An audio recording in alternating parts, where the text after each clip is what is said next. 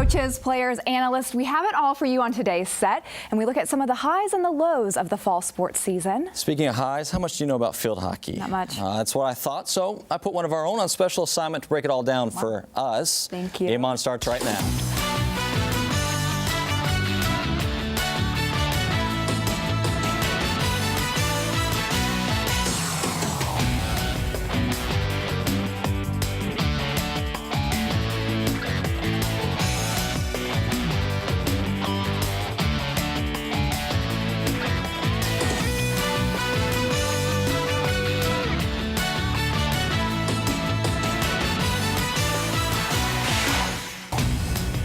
It's all about the ladies. Another successful fall season for the Lady Flames teams here at Liberty University. Lindsay Keith, Matthew Bird along with you on this special edition of Game On. And Lindsay, it just felt like the girls kept the momentum going from the fall season right into this last season. Yeah, they have. A lot of teams brought back multiple veterans, which helped them continue that momentum from last year. A lot of leadership off the field as well. And today we get an inside look at some of those teams and players.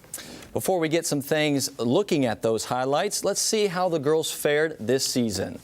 Here are the four sports we'll look at. Matthew, not too shabby for these ladies. Volleyball with a hot start as they were the second NCAA team in the country to reach 20 wins this season. Also included in there was a record-setting 13-game winning streak. Then the field hockey team, in just their fourth season as a program, finished for the second time in a row as the NORPAC champions. They went on to play UNC in the first round of the NCAA tournament. UNC being the #1 ranked team in the country. Liberty held them scoreless in the second half, only losing the game by 1 goal. A tough loss for the team, but definitely a milestone in program history, Matthew. Speaking of milestones, soccer garnered its first ever Defensive Player of the Year in Holly Van Noord, along with 7 other all-conference honors. And in the on-the-field action, they took the regular season Big South title and were hoping to repeat as tournament champions, but came up just short in the title match as High Point would edge them in a shootout. Finally, swimming and diving would end their fall schedule at the Virginia Tech Invite and along the way achieve a number 47 ranking in the collegeswimming.com power rankings. But they're hopeful to continue the success into the spring. We'll talk to Jake Schellenberger in a bit about that.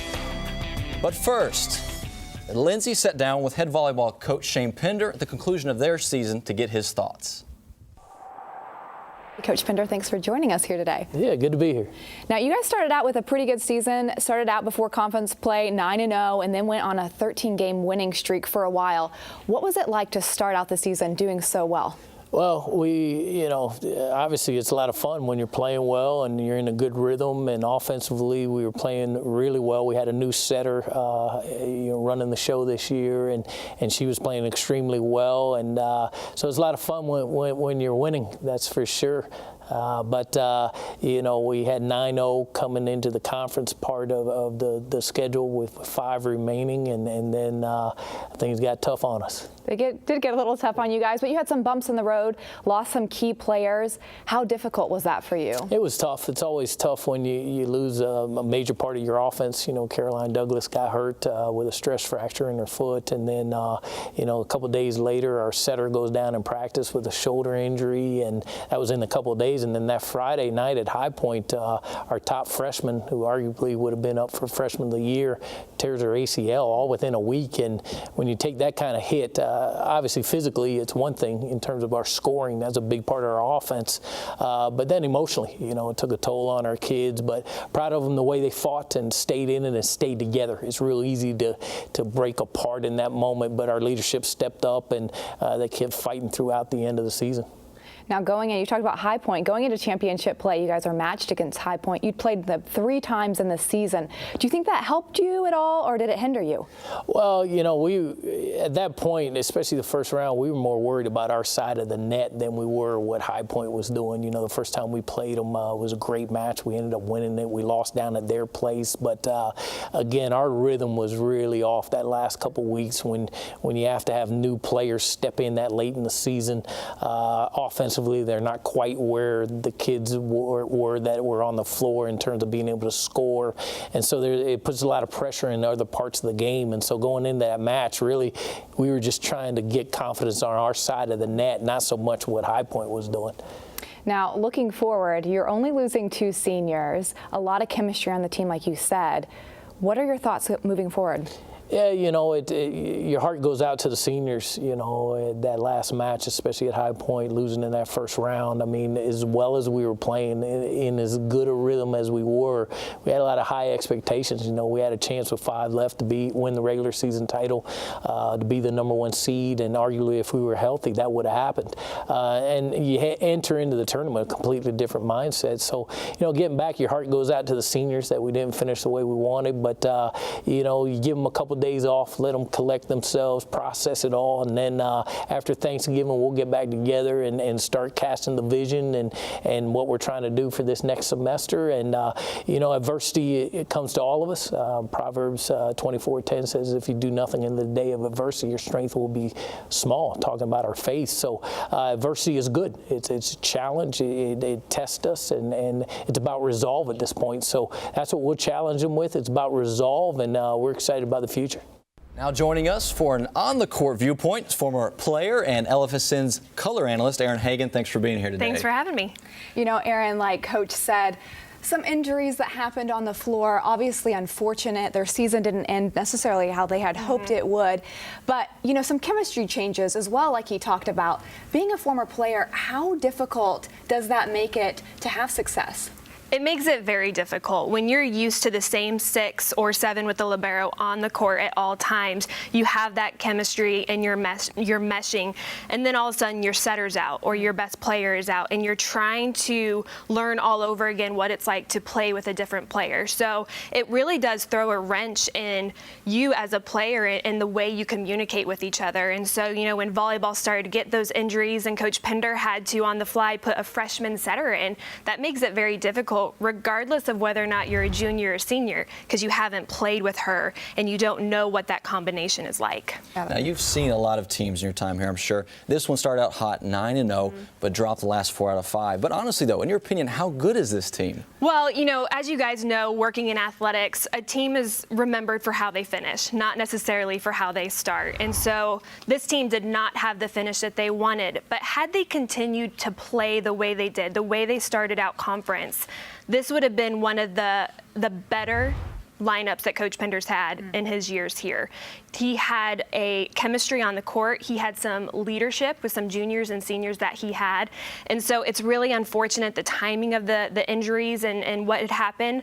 But this would have been one of his better lineups. And with these players returning next year, he has all of the potential in the world to have it be a great, great season.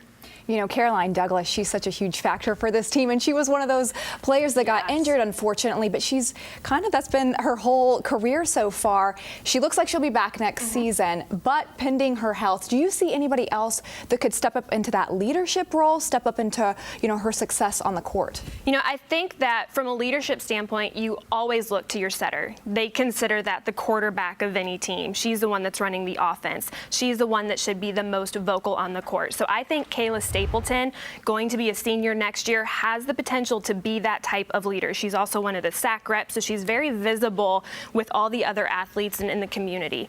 Another individual, I think, hands down, would be Jade Vorster, you know, the transfer from Hawaii, only because she brings that experience in. She has 1 year under her belt here at Liberty. She understands the systems better because they're different systems that Shane runs than what Hawaii did. So now that she has that year, I think once again, she has the potential to step up. Aaron, thank you so much for your time. We'll look forward to next season seeing you again. Absolutely. Switching gears now from the court to the pitch, we check in with the assistant coach, Adam Godwin, and senior Maddie Boone from the Liberty Flames soccer team. Lindsay also caught up with them after their season. Guys, thanks for joining me. Thanks for having us. Congratulations on a regular season Big South win this year. Big year for you guys. Now, last year, you guys came off of having the best season in history. What was your mindset going into this season? You know, our mindset was really just to continue what we were doing, and we knew to achieve the goals we had, we were going to have the best season in school history again. You know, last year we were 16-6-1, which is the most wins ever in school history, and This year we came 14-4-2, which is the least losses in school history. It's actually it's a 70% win percentage, which is the highest win percentage in school history. So on so many levels, we had the best season in school history again. Our intention was to put ourselves in a position to win a conference championship, and we were able to do that. Won the regular season championship, which was very, very exciting, and obviously ultimately just came a little bit short of our on-the-field goals, but we're incredibly proud of the girls and the season that they've had. Yeah, obviously not the ending that you wanted. Let's talk a little bit about some of the players that you guys had this year who really just came forward. I think of, Brittany Onderud, who broke the all-time assist record for school, and then Holly Van Noord, who broke the all-time shutout record. What was your mindset going into it that you have these players who can just really, blow it out of the water?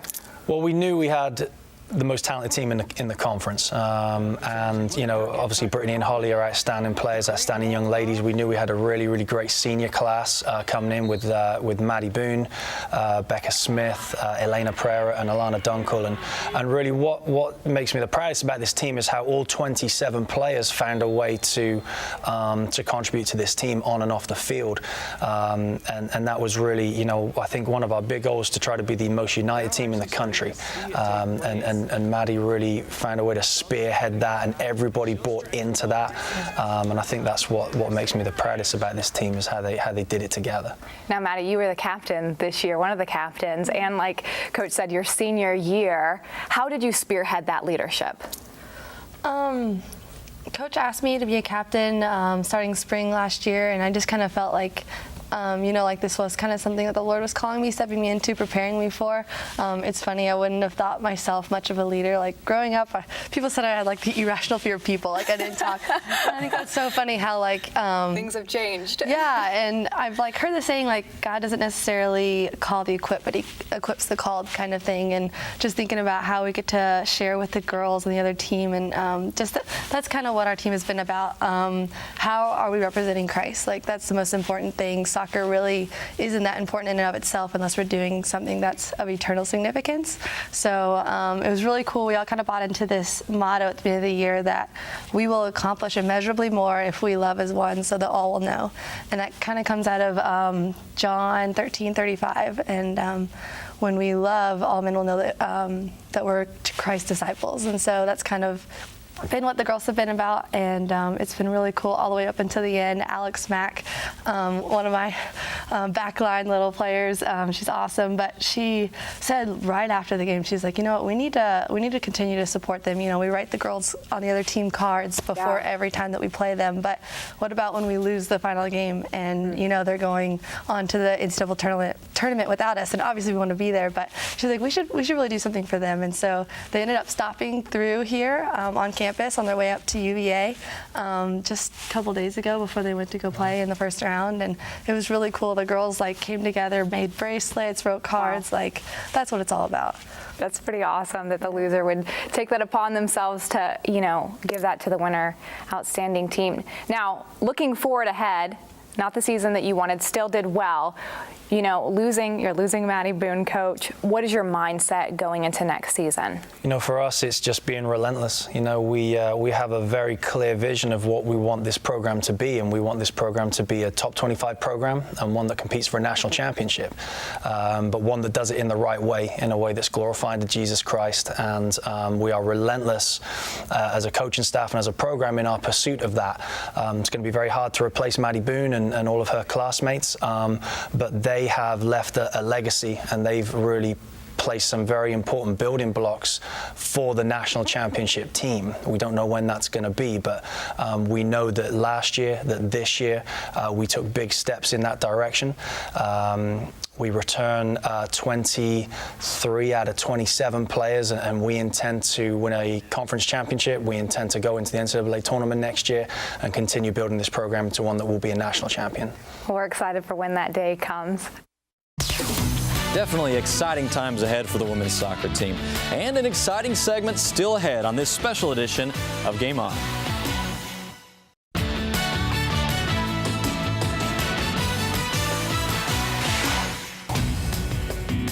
Thanks for being with us on this special edition of Game On, and Someone we always love having to join us here in the studio is Jake Schellenberg, the head coach for the Liberty swimming and diving team. Jake, a great fall season, or half of your schedule so far. But something that's interesting, you come off last year having lost Emily Kaufman and another swimmer that's at the top there in Kennan. How did you adjust? Yeah, losing Emily Kaufman and Bethany Kennan was big. Those two had been a huge part of our program, and Bethany specifically, a little bit of the history of the program. We were a club program for our first year. And we weren't a college, club program as part of the LU club sports program, and we weren't a USA Swimming Club. More of just a loose configuration of women that maybe wanted to swim the next year for the first varsity program. And Bethany was a part of that first club team, and then swam 4 years, and now is our manager. So she is with, this would be our 6th season of program history if you count that club year. And so to lose her in the pool was big. Emily Kaufman, really fast, NC2A qualifier. And, she had a 50 breaststroke split last year in the 2 medley relay. That was the 4th fastest split in the entire country. For viewers that know anything about swimming, she was 26.6 in the 50 breaststroke, which is fast. We're talking, Texas A&M, Florida, Stanford type fast. She would have made their medley relays. So it hurt a lot to lose them, but we've got a lot of great returners I'd love to talk about as well. Yeah, you just came off a huge meet, your final meet of this season. You talked about some of those big teams. You guys were competing in the Virginia Tech Invitational against some of the biggest programs in the country, placing 7th, right behind Ohio, and then Alabama #1. What is it like to be competing against some of those top programs and still be making your mark? Yeah, the mid-season meet for us is interesting. We don't put the high-tech fast suits on for our mid-season meet. Every other team at that meet did have those suits on. We choose not to. We choose to save those meets, those suits for the end of the year championship meet. So we were at a competitive disadvantage if you look at the suits. Those suits make a big difference when you put those on, the full body high-tech suits. Is that to give the girls to prepare them a little more, to make it difficult for them at the end of the season? A little bit of an ace up your sleeve a little bit. We like to save it for the conference meet, and with our program, we've found that it really helps us at the end of the year. It might be more psychological than anything else. The treat at the end of the year for them? Yeah, we don't suit up all year, we don't rest, and then we go into that meet and we rest for the first time and put suits on for the first time and really go fast. The big meet for us this year, I want to highlight too, going out to Oregon State and beating a Pac-12 school was big for us. That was huge. And hopping on an airplane is fun too. We're blessed here to have the resources to be able to do that, and it was great, to be able to hop on an airplane and go swim a Pac-12 school. And then the Virginia Tech Swimming Challenge was a big meet as well. And at that meet, we were able to defeat James Madison once again. And so we're 2-0 all time against the Dukes. And there's, if you look at Virginia swimming, you've got UVA, Virginia Tech, and then there's 4 or 5 programs behind those two that would love to solidify themselves as the 3rd best program in the state. And we want to be up there. We want to be right behind JMU and UVA and Tech, and so beating JMU is a big part of that. Now, real quickly, a sentence or two. It's been announced there's going to be an Olympic-sized pool. What will that mean for you and the girls, the women? Yeah, big. For the women, for the university as a whole, for the Lynchburg community. An Olympic-sized pool would put us on the same level, facility-wise, as the Stanfords and the UVAs, the Virginia Techs of the world, Florida, Auburn, Georgia, you name it, they've got those pools. And that'd be big for us. It was officially announced in the Liberty Journal, the latest Liberty Journal on the master plan. So we're really excited about it. We just need a dig date. Jake, thanks as always for stopping by. Appreciate it. Well, still ahead, we send one of our own on a special assignment to find out how hard field hockey really is. Can't wait for that, Lindsay. Game on. We'll be right back.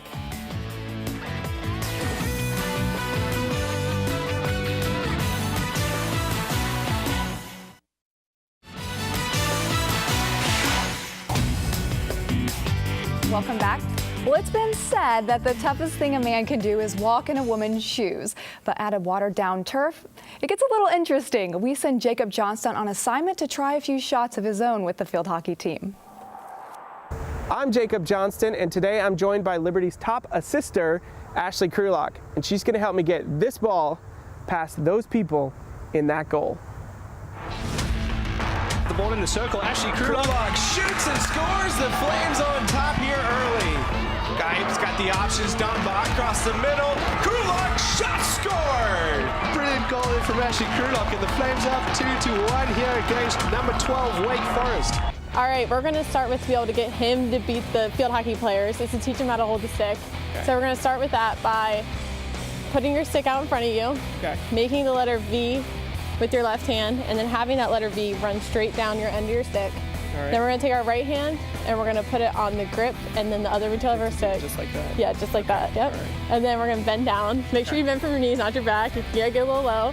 Put your elbow out, and then you're going to use the top of your hand to turn it over and back. There you go. And that's how you hold the stick.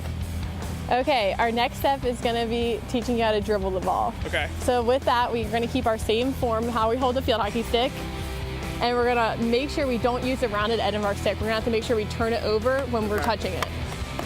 All right, like so you can tap the ball in front of you, and then if you want to move, you can hold the ball on your stick and dribble, or you can even tap it in front of you. There you go, yep, dribble all around. All right, now we got to teach you how to score. Let's do it. All right, so we're going to teach you how to drive the ball into the net. This is the hardest and most powerful shot, so this will make you look good. Okay, should I move back?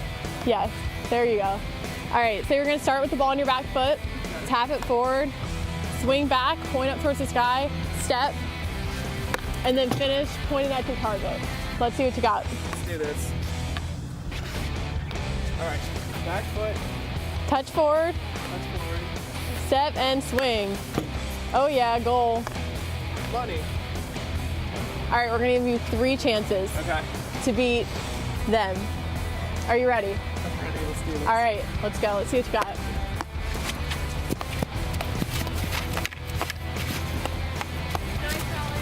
All right, remember what we practiced. Attempt number 2, here we go.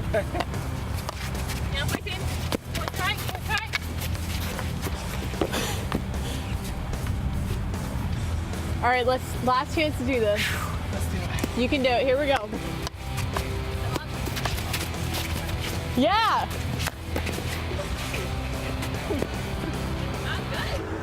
Almost a goal. All right, so we feel bad you didn't get to score against our girls here, so we're going to give you one more chance. We're going to give you a penalty stroke against Mal. So let's see what you got. Let's do it. So you get to take one step into it. Yep. Nice. Good job. So happy for you. Sign me up. I'm ready to go. Preseason is in August. Let's go. I'll take your spot. How about that? Good. So thanks to the NORPAC champions for Ashley Krulak, Serena Barr, Helen Doolittle, and Mallory Cusio. I'm Jacob Johnston for Game On. Joining us now, the man himself, LFSN's play-by-play announcer for field hockey, Jacob Johnston. All right, let's be honest. Looked a little too easy. How many takes was it? Oh, it was just one take. Really? No way. Of course it was one no take. way. What is that, movie magic? Yeah. You know what I want to know? They have to lean down so low. They're crouched down. Does your back hurt? It's not one of the scenes that got cut. It was my back was about to give out on me. I'm like, this is not an old man sport. This is not. And the knees are just as bad as well. I will say this. Thank you for those shorts. I appreciate it. So does the rest of America, I'm sure. The skirt didn't come in time, so I had to go with the shorts. So you got it for later on? Yeah, for the spring. Thank you for doing that for us. Yeah, no problem. Thank you. Are we going to see you trying out in the spring? Oh yes. Okay. Oh yes, I've got 2 years of We'll eligibility. expect another story from you. Great. Oh, wait. Well, if you want to see more sports or interesting thoughts from us, don't forget to talk to us on Facebook, Twitter, @GameOnLU. We always love to hear from our viewers. Well, that does it for us. He's Matthew Bird. I'm Lindsay Keith. We hope you have a wonderful night, and God bless.